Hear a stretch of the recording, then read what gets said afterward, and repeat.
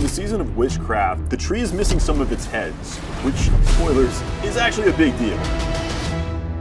Someone has stolen heads from the Tree of Whispers, and it is the Wanderer's role to discover the mystery behind who is taking the heads and to what end. As you progress through the storyline, you work with the Coven, and in exchange for your help, they will give you their own powers. And then you can utilize these powers in Season of Witchcraft. If you're not familiar, the Tree of Whispers is this ancient tree with heads. You can come and ask for favors from the tree itself, but it will ask for something in return. Notoriously, no one has been able to get out of their deal with the Tree of Whispers, until now. Who is it that's been freeing these heads from the Tree of Whispers? And what are the fugitive heads themselves trying to accomplish now that they're free from the tree?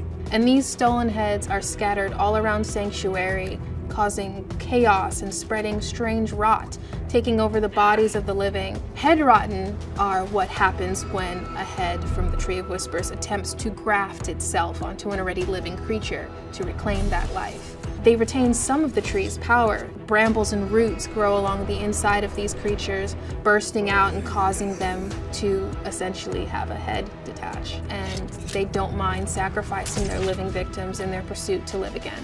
During the course of the season of witchcraft, you're going to work with different witches to help solve the mystery of the missing heads. The witches of Hawazar are a coven of witches and chose to serve the Tree of Whispers in exchange for its power. At this point, hatred is spreading all throughout Sanctuary, and for the first time, it's managed to launch an attack at the Tree of Whispers. And though the tree is still standing, it's definitely worse for wear. And the witches that are bound to the tree have to set things right. Investigate, hunt down these heads, and through gathering strength in their witch powers to deal with the encroaching threat, they will be able to uncover what the mystery is.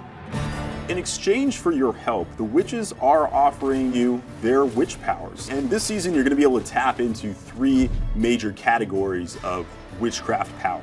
Una has eldritch powers, which are tied to the cycle of life and death. Eldritch powers are the witch's form of dealing damage directly to enemies in the form of fire damage, burning damage, shadow damage. Galena has power over psyche, which is illusion and seeing the unseen. Powers of the mind, will, and soul, and they're the ones that protect you in battle. Growth and decay powers are powers of the swamp. Caden deals with the body, disease and poultices, familiars. They're the ones that decay your enemies and heal you in battle. So you might be going for a fire sorceress, for example, and decide that you want to have ancient mystical frogs helping you in some way. These are going to be things that you're going to play with to get new levels of power and unique builds that really are special to just this season. Every class can use every power for every build. There is also lost witchcraft power that can be found while you're adventuring. This is a special witchcraft power that exists outside the purview of traditional witchcraft powers. So as players progress through the storyline and they complete Whispers, they will earn a seasonal currency. This seasonal currency is used to, 1, purchase witch powers, and also upgrade your witchcraft powers. An example of an eldritch power would be a new power, Doom Orb, an ominous orb of pure eldritch energy that circles you and burns enemies with fire damage. Doom Orb gets stronger as you slay enemies and will eventually explode. Doom Orb will also launch itself at enemies if no enemies are near you.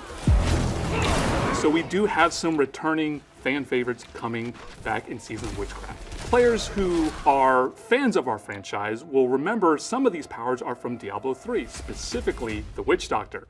Firebats is returning from Diablo III. Those who have played the Witch Doctor also remember the Hex skill, the Toad of Hugeness. However, it's been reimagined for Diablo IV and Season of Witchcraft.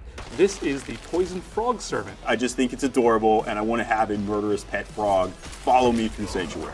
Of all the witchcraft powers, something tells me that players are probably going to be the most excited about Piran Meetup. It's effectively a whirlwind of water and chomping piranhas that will just shred your enemies to pieces. And yes, it does pull enemies towards it.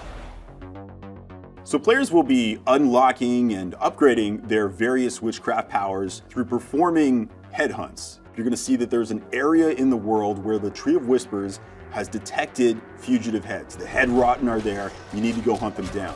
when they interact with other monsters in the world of Sanctuary, best case scenario, they horrifically corrupt that monster to become a new headless form of itself.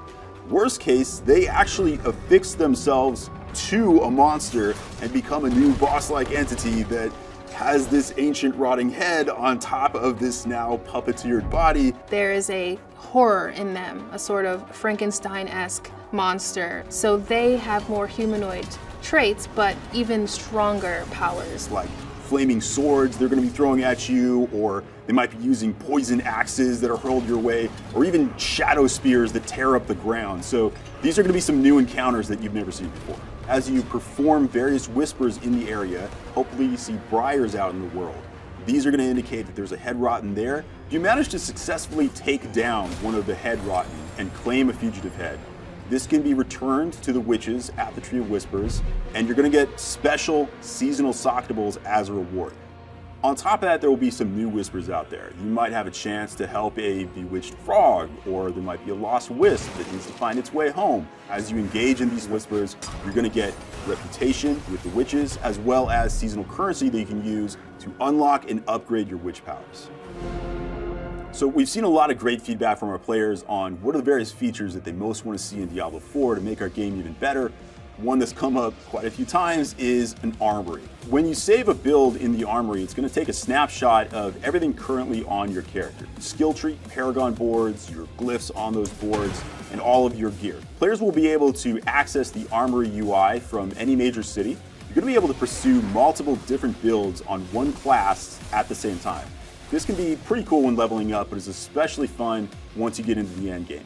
At that point, whenever you find a cool item that, oh man, this is really strong, but not for the build I'm running right now, oh, but you can still use it. You can still save out separate sets and try to pursue getting really powerful setups of very different versions of your class at the same time. I am excited of what it could feel like to constantly be swapping between these different builds and seeing which one is the most powerful. I'm excited for people to just immerse themselves in the season. Me personally, I'm very likely going to be running a companion druid build with the grow power to have a giant werewolf army. Hell yes. We have a quest line that is different and emotionally gut-wrenching. New witch powers, fugitive heads, new whispers. Really interesting bosses that have unique attack patterns. Uniques, legendaries, and new runes for Vessel of Hatred players. There's a lot to try out here, some builds that have never been present before. I'm excited to see what players do with it.